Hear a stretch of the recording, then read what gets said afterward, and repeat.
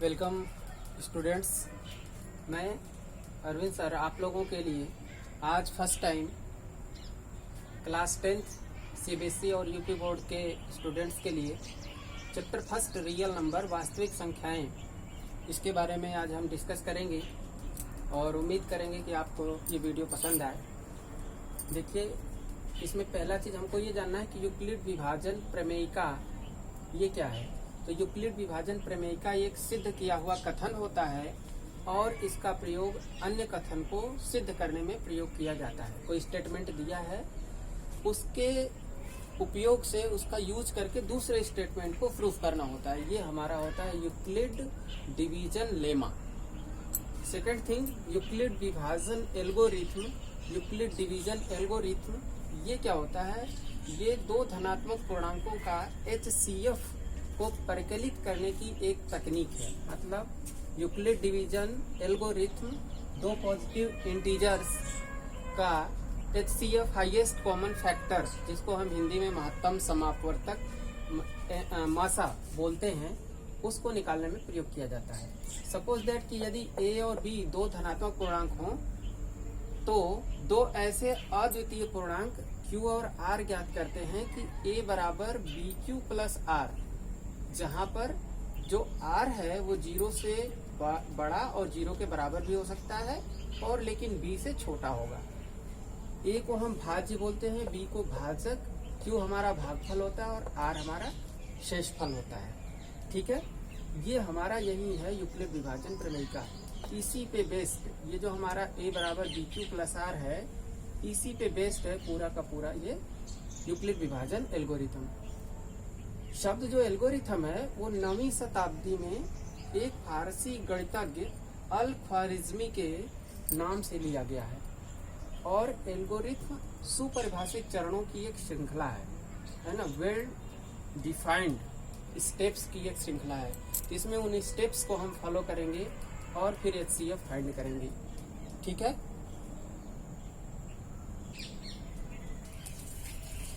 देखिए अब हम यूक्लिड विभाजन एल्गोरिथम को एक प्रश्न के द्वारा समझने का प्रयास करते हैं। यूक्लिड विभाजन एल्गोरिथम का प्रयोग करके पूर्णांक 210 और 55 का महत्तम समापवर्तक मीन्स HCF ज्ञात कीजिए। अब इसके लिए हमें क्या करना होगा, देखिए हम हल कर रहे हैं। यहाँ पे सॉल्यूशन इसका स्टेप फर्स्ट आता है, इसका चरण पहला है कि दिए गए पूर्णांक A बराबर 210 मान लेते हैं और B बराबर 55। ठीक है, और यहाँ पे हम क्या देख रहे हैं कि 210 बड़ा है 55 से, 210 इज ग्रेटर देन 55। अब हम क्या करेंगे, इसमें यूक्लिड विभाजन प्रमेयिका लगाएंगे। ठीक है ना, तो यूक्लिड विभाजन प्रमेयिका भी हमने पिछले वीडियो में पढ़ा, इसके थोड़ा पहले, कि A बराबर BQ प्लस R। तो A को यहाँ लिखा, B को यहाँ लिखा और इसका हम इसमें 3 टाइम्स अगर मल्टीप्लाई करें 55 में और 45 जोड़ दें तो वो 210 के बराबर आता है। देखिए यहाँ हमने क्या किया, 55 का भाग 210 में लगाया, 3 बार गया, 165 आया, 210 में से 165 को घटाया तो 45 आ गया। ठीक है, अब एक स्टेप में हमारा यही हो गया, A बराबर BQ प्लस R के फॉर्म में हमने लिख लिया। A ये रहा, B ये रहा और Q क्या था, नया हमारा पूर्णांक था कि जो Q होता है वो भाग कितनी बार गई, 3 बार भाग गई। ठीक है ना, तो ये Q हो गया। R क्या होता है, शेषफल कितना, 45 है, वो हमने यहाँ लिख दिया। ठीक है, स्टेप 2 देखिए, शेषफल 45 0 के बराबर नहीं है, ये 0 के बराबर नहीं है। तो अब हम यहाँ पे क्या करेंगे, अगला स्टेप हमारा यहीं से शुरू होगा। अब हम भाजक में क्या लेंगे, ये जो 55 जिससे पहले हमने भाग लिया था इसमें 210 में, तो ये भाजक 55 हो जाएगा और शेषफल हमारा क्या हो गया 45, जो 0 नहीं है। तो अब भाजक 55 और शेषफल 45 के लिए यूक्लिड विभाजन प्रमेयिका लगाएंगे। तो 55 बराबर, फिर अब इसको A और इसको B समझेंगे सॉरी, तो 55 बराबर होगा 45 गुणे 1 प्लस 10। देखिए 45 से जब भाग लगा रहे हैं एक बार तो 45 आ रहा है, तो 55 में से 45 घटाएंगे तो कितना आएगा, 10 आ जाएगा। ठीक है, तो अब हमारा यहाँ पे इसको भी A बराबर BQ प्लस R के फॉर्म में हमने लिखा।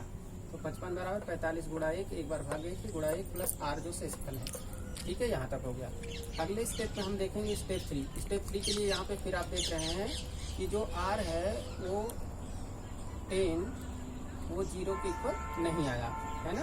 यहाँ पे देख रहे हैं R जो 10 है ये 0 के बराबर नहीं है, 10 है। तो इसलिए हम फिर से इसको यूक्लिड विभाजन प्रमेयिका लगाएंगे। ये तब तक लगाते रहेंगे जब तक 0 नहीं आ जाएगा। तो स्टेप 3 में अब देखिए, अब भाजक 45 हो जाएगा, यहाँ 45 हो गया। ठीक है ना। और शेषफल जो 10 है ये। अब ये ए हो गया, ये बी हो गया, इसके लिए हम लगाएंगे। तो इसके लिए यूक्लिड विभाजन प्रमेय से देखिए ए बराबर 45 बराबर बी क्यू, बी क्या हो गया 10, अब क्यू क्या है 4 बार भाग जा रही है, 10 चौक 40 तो 4 प्लस शेषफल कितना है 5। ठीक है, 45 बराबर 10 गुणे 4 प्लस 5। ठीक है, अब फिर यहाँ पे आप देखिए कि ये R5 आ गया, तो यहाँ भी R is not equal to 0, फिर 5 आ गया। तो अगला स्टेप 4 आ जाएगा। स्टेप 4 में फिर से हम ये जो 10 है हमारा, इसको भाजक 10 ले लेंगे और शेषफल क्या है 5। ठीक है ना। तो अब इसके लिए फिर से यूक्लिड विभाजन प्रमेय का लगाएंगे। तो 10 बराबर क्या होगा 5 गुणा 2 प्लस 0, क्योंकि 5 की भाग 2 बार जा रही है। तो 10 बराबर ए बराबर बी और क्यू क्या है 2 बार भाग गई है, प्लस शेषफल आर क्या है 0। ठीक है ना। तो अब यहाँ पे 0 आ गया। हम यहाँ लिखेंगे कि अब हमें शेषफल 0 प्राप्त हो गया, इसलिए विभाजन की प्रक्रिया समाप्त हो जाएगी।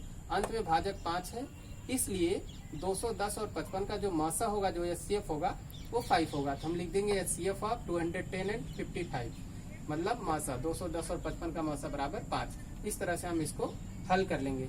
ठीक है, मेरे ख्याल में आपको ये क्वेश्चन समझ में आया होगा। इसी तरह से आप एक्सरसाइज के अगले क्वेश्चन को सॉल्व करिए। अगर उसमें से कोई आपको समझ नहीं आता तो कमेंट में जरूर बताएं, मैं इसे आपको वीडियो बना के समझा के बताऊंगा। ठीक है, थैंक यू वेरी मच।